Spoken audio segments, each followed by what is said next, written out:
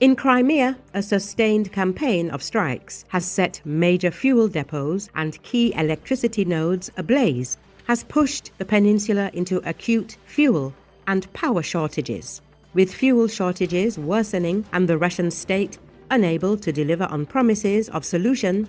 Ordinary residents are beginning to ask whether they want to continue to live as part of Russia or need another referendum.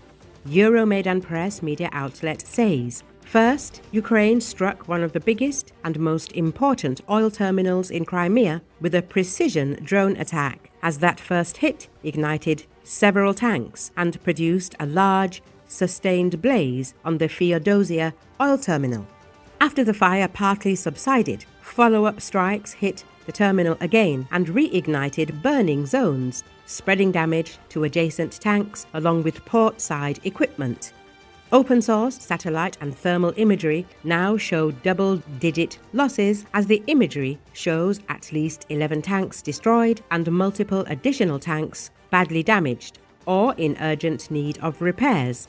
The initial strike, reignition, follow-up strike, continued burning, turned a single incident into a week-long event that shredded Feodosia's usable diesel, gasoline and oil storage and left the depot smoking for days. With the terminal in ruins and visible flames in the background, pump prices across the whole southern Crimea spiked and queues lengthened as traders and residents reacted to the sudden collapse in available supply, Euromaidan Press reports. Terminals are built to resist rapid destruction, as tanks are spaced apart and fitted with firewalls, foam suppression, and isolation valves that prevent a chain reaction. Russians have now often added berms, cages or other external shielding around most tanks, which makes destroying them even harder. Rapid firefighting and cooling efforts further delay thermal escalation.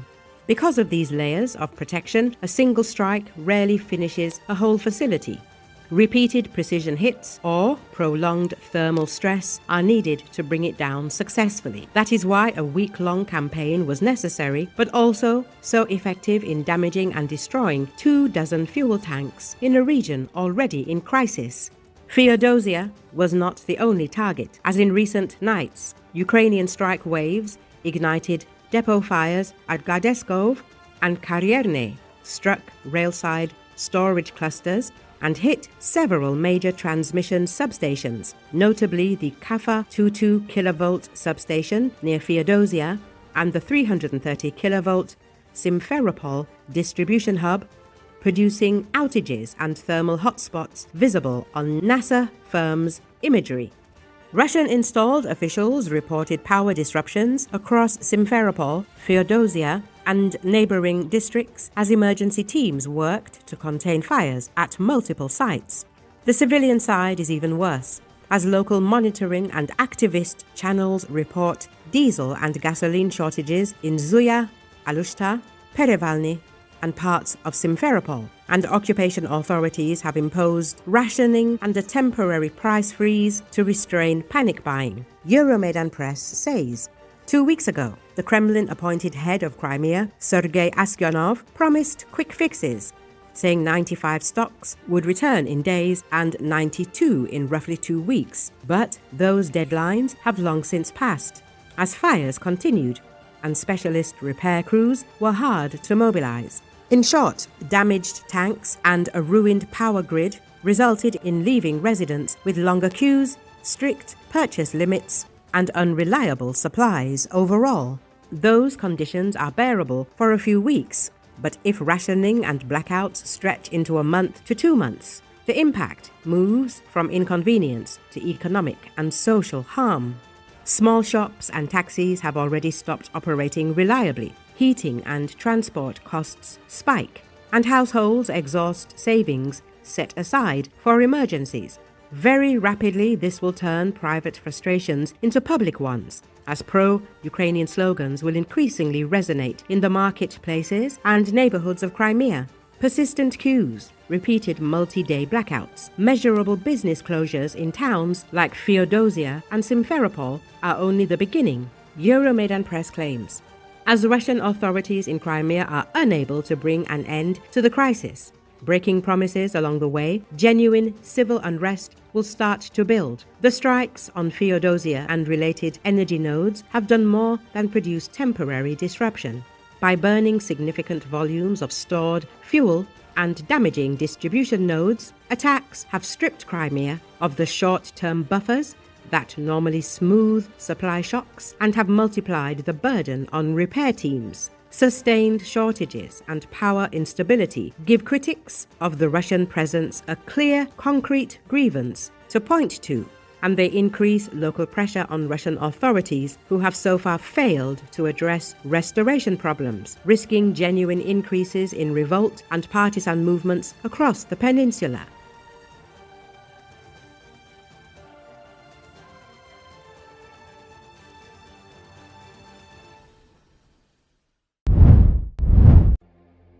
Former House of Commons leader Lucy Powell was elected as deputy leader of the UK's ruling Labour Party on Saturday after defeating Education Secretary Bridget Phillipson.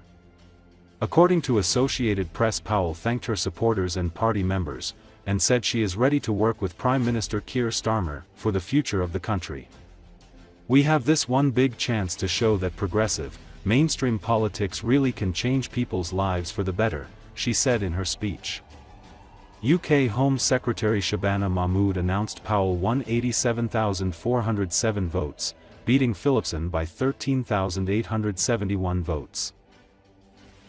I shall now announce the number of votes cast for each candidate listed in alphabetical order. Bridget Phillipson received a total of 73,536 votes, and Lucy Powell received a total of 87,407 votes. I can therefore declare that Lucy Powell has been elected as Deputy Leader of the Labour Party. A huge congratulations to Lucy.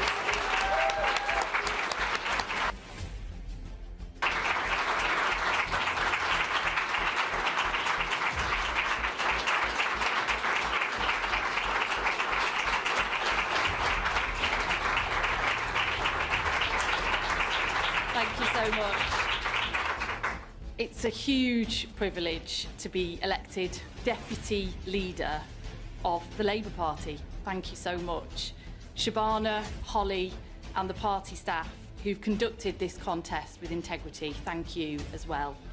Thank you to all the party members and supporters who voted for me.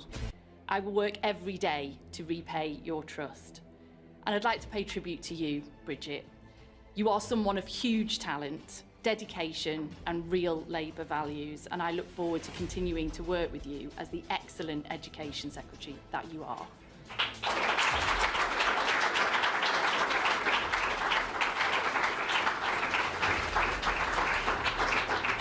I'd also like to pay tribute to my friend Angela Rayner, who has done so much for this party and for this country, and I know she will do a lot more in the future as well.